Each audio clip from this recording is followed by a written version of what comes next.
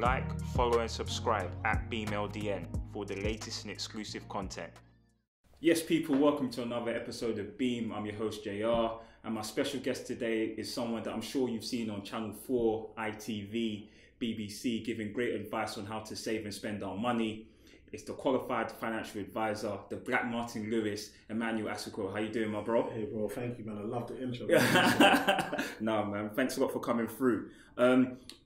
I want to start from the beginning, bro, because you're originally from Tower Hamlets. Yeah. How was that like growing up? It was rough, man. It was rough. Like I wasn't in no gang or nothing like that, but you know, you knew that where you had to be at what time when the street lights came on using your house.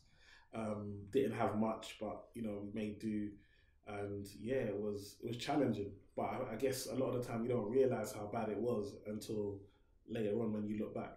Definitely, bro. And now, for those that don't know, Tower Hamlets is very close to Canary Wharf, which is the financial districts of the UK. Yes. Did seeing Canary Wharf, those big buildings, those big banks, is that what sort of kind of sparked your interest in finance? Yeah, man, that was a spark for me. So I always tell people in my house, you know, leaving the light on in the kitchen was a big problem. Yeah.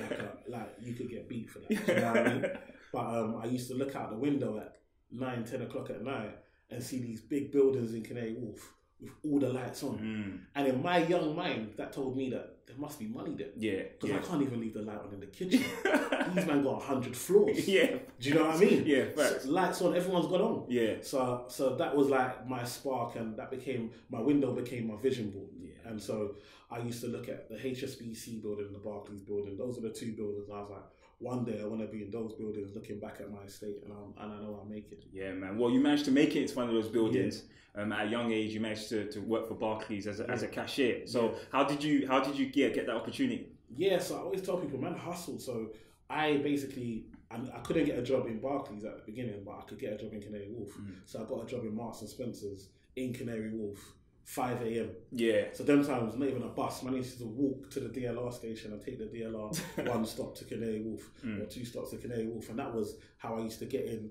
And then I used that experience to get a cashier role. And that's why sometimes people are waiting, like we're waiting for the perfect opportunity. I was still at university, but in the summer I got a cashier job, worked full time, and then I said, oh, I'm going back to uni. I need to go part time. There was no part-time roles. So I had to get a full-time role and then go part-time. Okay. And that's how I kind of worked the system in my favour. So I was working part-time whilst I was doing my degree. Yeah, man. And then, you know, whilst doing that role, you rose up, man. You rose up in Barclays, became one of the youngest financial advisors, correct me if I'm wrong, at the age of 22. Yeah, 22. And then you started working with high net worth individuals. Yeah. So for those that don't know, what is a high net worth individual? So high net worth is different based on different banks. Like some people say, you know, 2 mil plus is high net worth. Some people say 100 mil. It all depends on like ultra high net worth and so forth. But typically in the UK high street bank, it's anyone that has like over 50k in savings or earns over 100 grand. Okay. That's the kind of starting place as like, you know, the lowest level of high net worth. Okay. But typically we had clients that had over 100 grand in assets available to them, as well as obviously their properties and all that other stuff. Okay, man. So I can imagine, as you said, man, growing up was rough, and I can imagine working with people that had 50 grand, 100 grand, 100,000 pounds, 200,000 pounds. That must have changed the way you looked at money, like for forever. You know what changed when I was a cashier? So when I was a cashier, I used to work in Soho. So we have loads of businesses that used to come in, and there was a business that would come in and they would pay in like 100 grand cash, and we'd have to close our tills and just count 100 grand.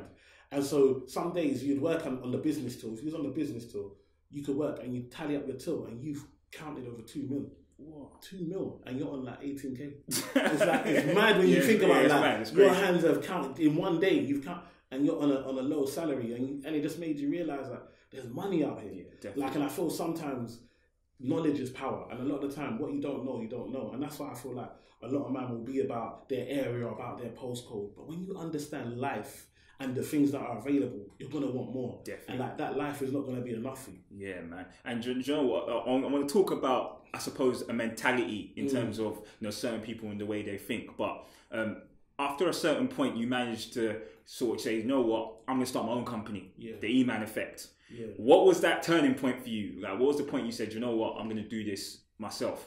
Yeah, so I got into like one of these kind of boutique wealth management firms. They're a bit smaller than like a bank, but they've got high net worth clients. And so the minimum client had 2 mil. And I'm working there and I looked around. You know, sometimes when you're on your hustle and you're trying to grow, you don't have time to look around. You're so focused on reaching the top. Yeah. But when you get there, I looked around, I said, wow, like none of my colleagues look like me. Yeah. None of my clients look like me.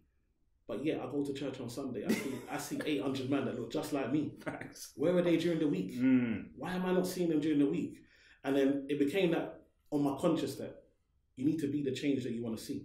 So I gave up. I gave up my company car. I gave up my company credit card, my nice salary, my bonus. And I said, listen, I understand. Because actually, financial advice in the UK is aimed at high net worth people. You see, it's not about race; it's about class. That's how we twang it in the UK. It's not in America. It's blatantly like, you know, it's a race thing. You know what I mean? In the UK, obviously, with all the countries that the UK British empires, they can't ever talk about race because they've jumped everywhere. And I mean, look, the number one meal that we eat is, you know, curry. Do you understand what I'm saying? So they're all about taking, so they can never be on a race thing. Do you know what I mean? So they do it on a class thing. So then you'll see that there's poor white people. So they'll say, oh, it's not racist. Look, we've got poor white people in the same situation.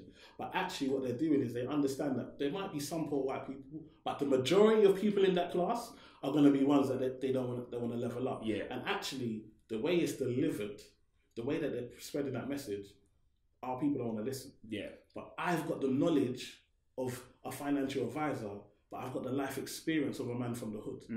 If I can combine the two, I realise I combine the two, I can give this message in a way that the man them can understand. I can understand it. And you know what? And it said, like, that's one of the things that, you know, intrigues me about yourself, because you make such complex situations sound so simple. You know what I'm saying? It sounds so simple. So big up yourself for that, man. The Eman Effect, which is your company, what services do you provide? Like, tell us about it, man.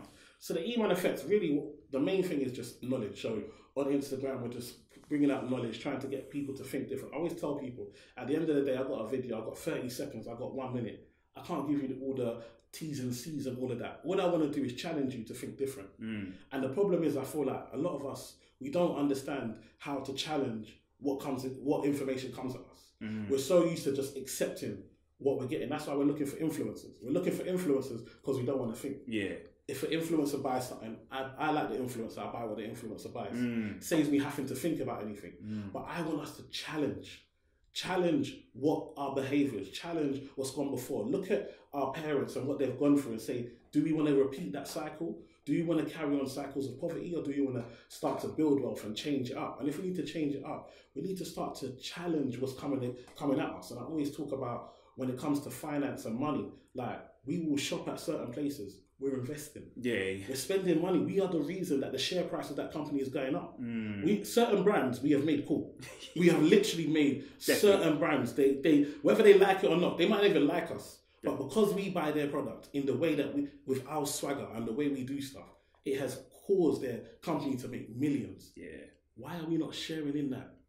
It's true, man. And you know what? That when you speak of it, it kind of reminds me of what Jay-Z was saying about Cristal. Come on. And, you know, when he was, you know what I mean? Exactly. Like, for free, he was marketing that product and, you know, buying bottles and putting in his videos. Until I think they said a remark which was racist. Yeah. And then he cut them out. And to be honest, I can't see Cristal again, bro. No, you haven't seen it. I ain't seen it, bro. You know what I'm saying? But talking about challenging, you know, when you're doing your talks and, you know, your stuff on Instagram and your motivational speaking, one of the challenges you throw out there is investing, not spending. How can we change that mindset of not spending your money but investing it? Yeah, for me, it's about understanding that you work hard for your money. We don't appreciate that we work hard for our money, that our money comes. And a lot of the time, listen, when I used to work in a bank, it used to be a lot. The reason I'm self-employed is because I hate being employed. Like, I'm not self-employed on some, I want to be an entrepreneur. I'm self-employed because I hated it. Like, I hated having to conform. I hated having to put on a certain voice. Like, for me to rise the levels in the bank, I used to watch Made in Chelsea. I told you, I used to watch Made in Chelsea. For real. And I have to imagine, a big man like me, I have to be watching Made in Chelsea. I'm from the hood. Do you understand?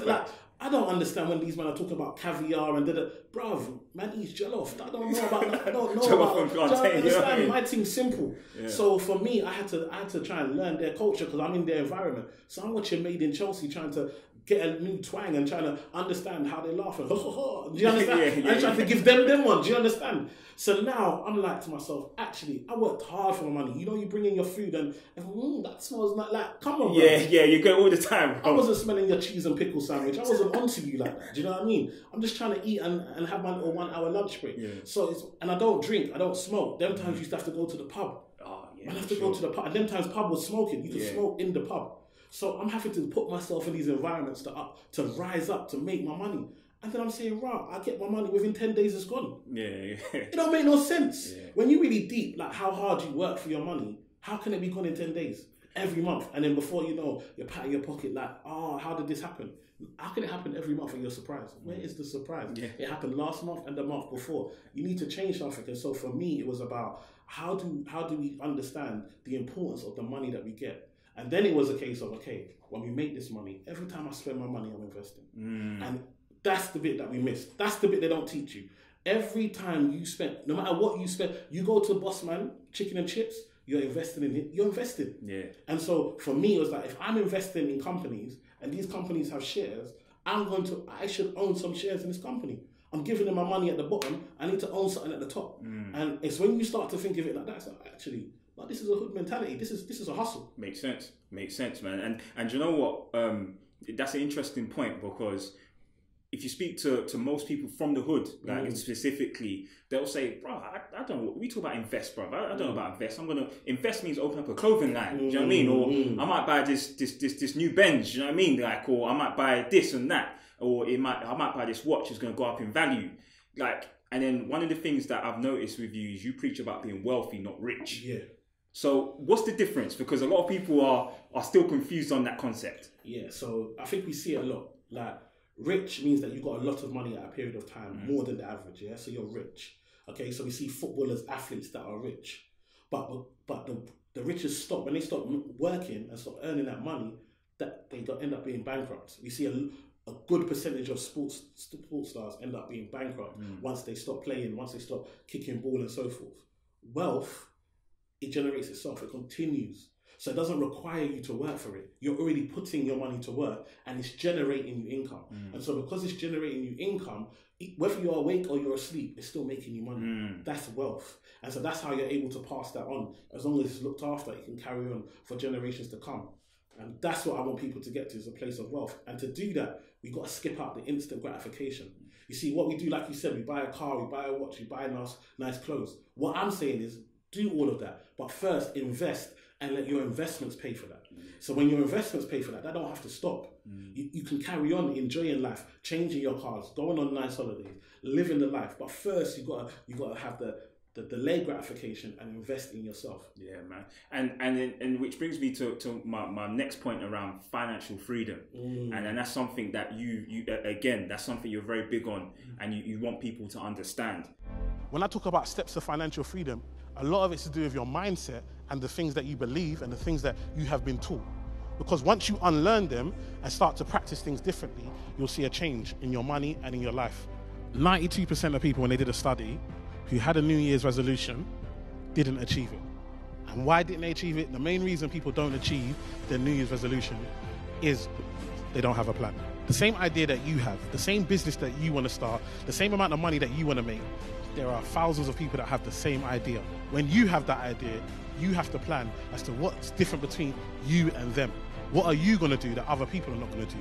How are you going to do it in a way to make sure that it succeeds?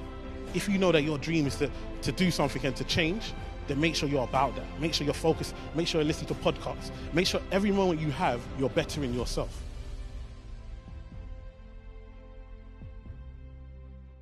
Financial freedom can mean many things to different people.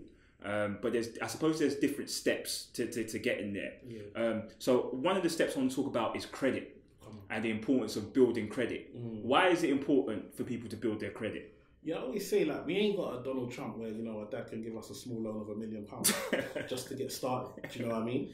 For a lot of us, we have to leverage. And the only way we can leverage is through credit. And so credit allows us to leverage. I always talk about a property. You can get a property. You only put 10%. You only put 10% in, but you get access to 100% of the asset. That's leveraging.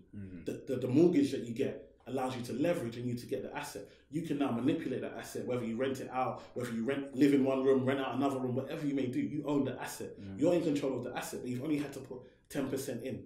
That's leveraging. Now, as that asset goes up in value, you get 100% of the profit above the mortgage. So I buy a house, I get a house for 100K, I put 10K in. The bank give me 90K. That house then goes up to 150. I get all that above. I don't share that with the bank. I just got to pay them back the loan amount and obviously the interest. So now that's leveraging. And so that allows us now, and I always tell people when it comes to ownership of property, the first one's the hardest. And that's why I'm like, people be like, oh, you tell us to buy flats and leasehold. And listen, it's better to have 50% of something than 100% of nothing. Right. And a lot of us have 100% of nothing, talking about, I'm waiting for this, You've got 100% of nothing. I'm not with you. Yeah, Me and you are not doing the same. True. Do you understand? And so for me, it's like, listen, if you can get a flat, and that start, just because I buy a flat today doesn't mean I have to hold it for 100 years. I can buy a flat today, in 3 years' time, keep saving. Now I've got the value of that flat that's gone up over those 3 years, plus what I've been able to save. If I rent it out and stay in my mum's house, rent it out, I've got the income as well from that. What do I buy next? I'll buy a house. Yeah. I might even have a change to do a little investment as well. This is the mindset that I want people to have. Yeah, man. And you know what? Again, I know we're talking about mindset, but it's just so interesting, and I feel it's an important message to get across, especially in the current time of us being in a pandemic. A lot of people that I know, that I see on Instagram, they were lit before. Now they're not.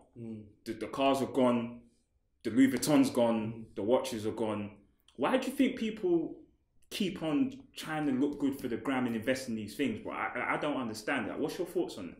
I always talk about it. People don't like it, but to me, I compare it to the slave mentality. Yeah, for a lot of us as black people, when we walk on the street, we already assume that people are gonna assume that we're either poor or that we're poor, that we're from the hood, we're poor. And so what we do, just like in slavery times, there used to be the ones in the house and the ones in the field. And so we want when people see us, we don't want them to think we're ones in the field. We want them to think we're ones in the house. Yeah. So the way that we show them we're ones in the house, no, we're upper class, is by the clothes. Do you understand? So a white person can walk the street. They ain't got to worry about their clothes and so forth because they're not judged by the colour of their skin. Whereas we feel that we are. And because we care how people take us, we then have to compensate by buying the clothes. So, but I remember when Jesse, I forgot, I think it's Jesse Owens, when he talked about, we put brands on our body.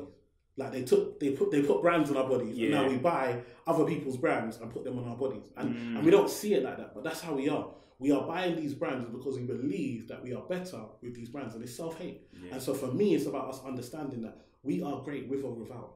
We are amazing with or without. We are blessed. We have done so much. We have come so far with or without. And so to me, I walk in a way of, it doesn't matter what car I drive, because I drive it, it's something. It doesn't matter what shoes I got on my feet, because they're my shoes, they're expensive. Do you understand? And so when we start to realize the value that lies inside of us, we no longer have to buy things to add value to us. Yeah, man. No, that's powerful, man. Like I said, it just makes so much sense, man. I want to talk about one of those steps about financial freedom and getting there. And one of the things that people know about but maybe not understand is a pension. Why is it important to invest in a pension? Or let's take a step back. What is a pension? Because a lot of people hear it, they go to work and say, it's 1% for your pension, but they don't understand what they're getting themselves into. So now, what is a pension? So a pension, just like an ISA, it's a wrapper.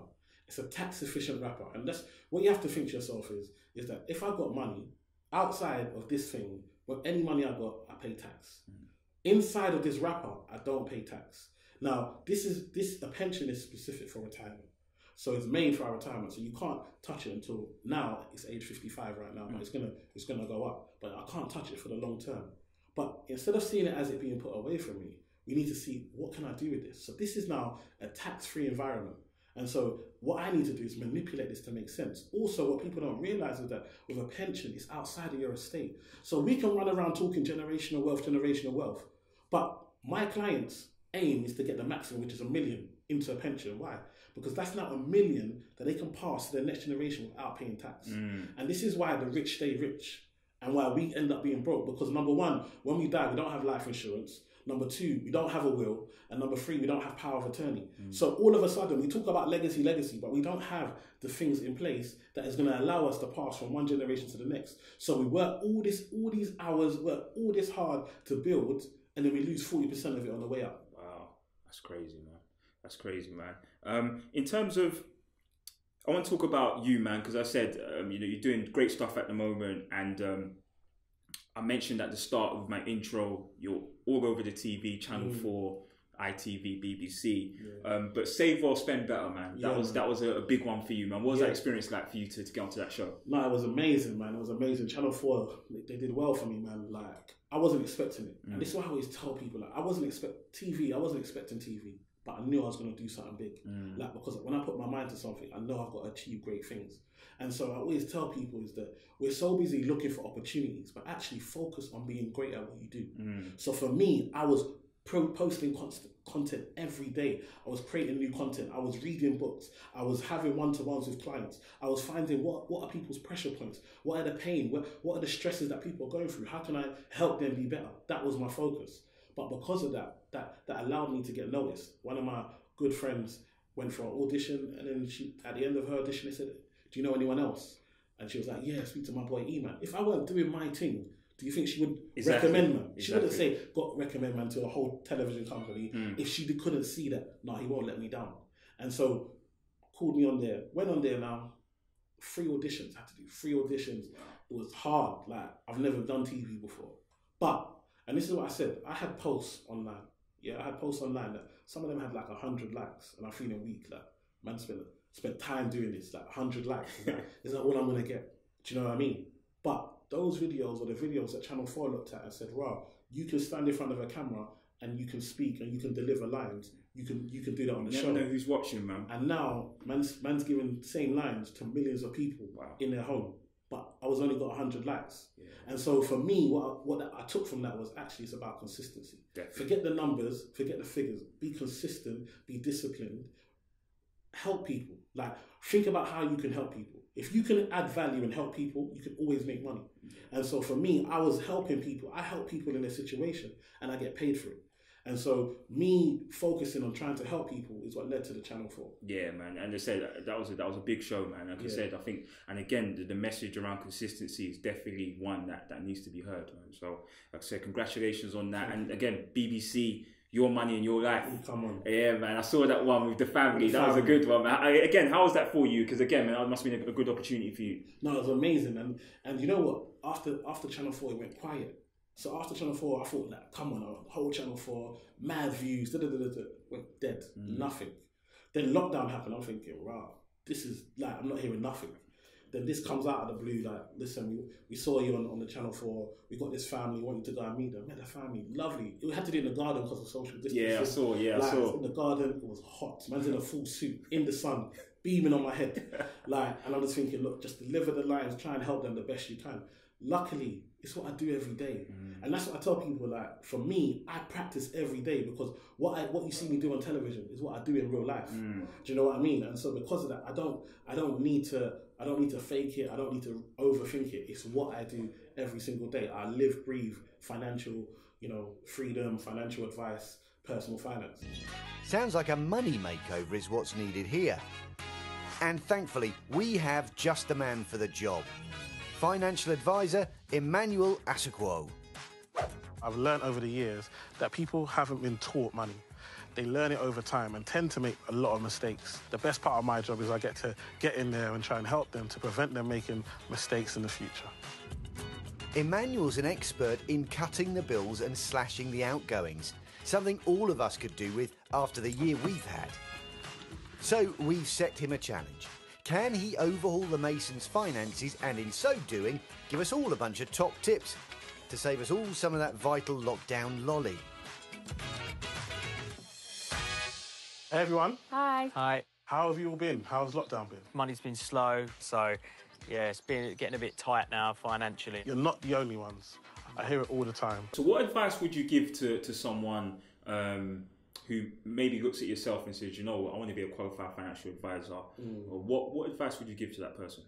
I think the biggest advice I say is, like, make sure that you really like helping people. Like, you have to, this job is about being likable. You have to be likable. You have to like people, because every day, the first 20 minutes of my meeting is just trying to find out about that person, their situation, their background, where they've come from, how they've ended up in this meeting right today. And you can't fake it. Like, you've got to really like it, because, you know, it's every day. That's your job. And so for me, it's about really wanting to like and like people, but wanting to help people. Like, I love helping people. I get a buzz when someone comes in and I can see the weight of the world is on their shoulders, but by the time they leave, they feel free. They feel like that pressure's off, because they got a plan. They understand where they're at, and they understand that they're going to change their situation.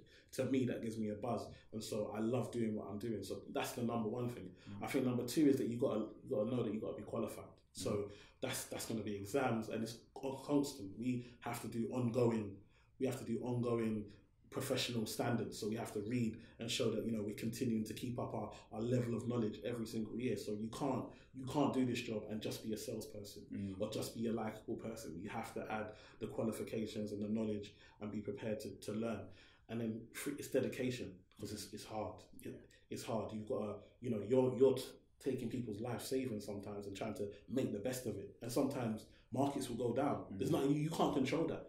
But you've got to be able to have that conversation and get them to understand and make sure they understand what they're doing before it goes in. So it's about continuing to, you know, build your craft, learn your craft, and develop. Yeah, man. And speaking of helping people, we're in a pandemic. A lot of people are under financial pressure at the moment and looking for alternative ways to either raise money or you know, get their money to do. You know, but basically put their money to work in a better way. Is there anything you can offer to those people in terms of thinking differently about money and how they look at it? Yeah, I think it's all about opportunity, and it's all about creating opportunity for yourself. And I always tell people, listen, in March, some of us were running to go and buy toilet roll, and other people were investing.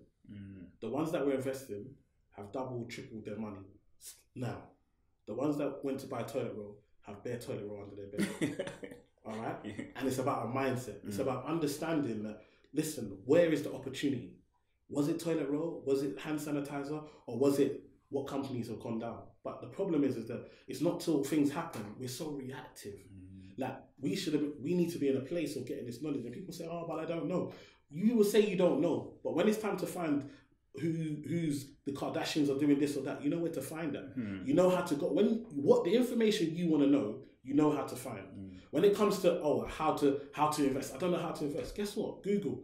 How do I get to start investing? You'll find about 150 different blogs telling you how to get started investing. Google, what's the 10 best shares of 2019? Do you understand what I'm trying to say? Yeah. Like, the information is out there. You're on YouTube, but what are you watching? Do you know what I mean? Yeah. For me, you could be watching videos that could get you to level up. If you want to know more about property, the information is there. You're on Instagram. You're checking naked girls when you're talking about you want to invest and grow. Yeah. So for me, it's about what do you really want, and actually, do you really want it? Yeah. For a lot of people, I always tell them, you don't really want it. You don't really want it, because when you finish work, what you want to do is you want to eat your food and you want to watch EastEnders, and that's cool. But just tell everybody else. Yeah. Don't come out here with this whole I want financial freedom and I want to. No, you don't, because you're lazy. And a lot of people need to look in the mirror and say, I'm lazy, but do I want change? Because I can be lazy today and I can be an investor, entrepreneur tomorrow. Where I am today does not define who I am as a person. This is a moment in time, and you always have another day to change it. I always talk about the 1% rule. Every day, I just want to get 1% better. Every day, I try, how can I improve by 1%? And if I can improve by 1%, in 100 days, I'm 100% better off than I was before. But the problem is we just want to get to 100%. We don't want to do the 1% each day. The process. And so because of that, we fall off and we don't get the change that we're looking for. Yeah, man. And so 2021, man, we're in a new year. Moving forward, you've got big things happening. What's next for you in the Eman effects? What you got coming up? For me, it's just, bigger reach, more audience. Like, I've been pushed so much. I have to thank, black women are the whole reason that my platform, they're the ones that followed me from day dot, came to my seminars, paid for their friends to come to my seminars. And, so for me, I really want to try and use my platform to push, these amazing black women and try and help them get better with their finances, and not just with their finances, but really get to investing, because I feel like there can be that fear of, you know, with women, they really want to know information before they invest. And sometimes they end up not investing because they're just searching for information. So I really want to try and encourage and use my platform to build them and encourage them. Obviously with the man them, they know me. We know how we are. Yeah, you know straight. what I mean? Yeah. But a lot of men have to ask themselves: are they ready to learn? Are they ready to listen to a next man, or are they still on? Oh, I've been making money since I was like, I don't want to listen. No one can teach me about money. Listen, like we can all learn from someone. Even me as a financial advisor, I'm learning. And sometimes we have to humble ourselves and say, actually, if someone can give me 10% that can add to what I got already, let me take it. Do you know what I mean? Just take nuggets left, right, and center and build yourself. And so for me, that's what I'm going to be pushing out. More TV appearances, just next level, just inspiring. I get messages from young boys like 16, 17 that email me and say, look, I've never seen a black brother that talks like me and is an expert. Normally, I see black brothers that look like me, they're doing music, they're doing sports, but not as an expert. And it inspires me because actually I want to be a scientist. But I never thought I could be a scientist and be on TV. Do you know what I mean? I never thought I could be a scientist and it could be cool. But you make being an expert seem like something that I can do. And to me, that's what keeps me going. And I will forever, ever try and push it out there and use my platform as much as I can to try and inspire the next generation. That's my legacy. Yeah, man. Like you said, I want to big you up personally, man, and just say, keep doing your thing. Your platform's amazing. And what you're doing for the people in the hood, but everyone, black females, just everyone that watches you is really inspiring, man. So big yourself up for that, man. Where can people find you if they want to reach out to you? Where can they know about the Eman Effect and what you got coming up? Yeah, so Instagram's the main platform. Eman Effect, the Eman Effect UK on Instagram. We got Emmanuel Asuquo on LinkedIn. Definitely connect me on the LinkedIn, because for me, we should be spending more time on LinkedIn than we do on Instagram, because that's where we're going to make the real money. We've got the website, www.emmanuelasuquo.com. So yeah, man, that's me, man. Just if you want to get in contact, I'm here to help. Yeah, man. Well, appreciate you coming through, man. And like I said, good luck with everything moving forward. Appreciate it, man.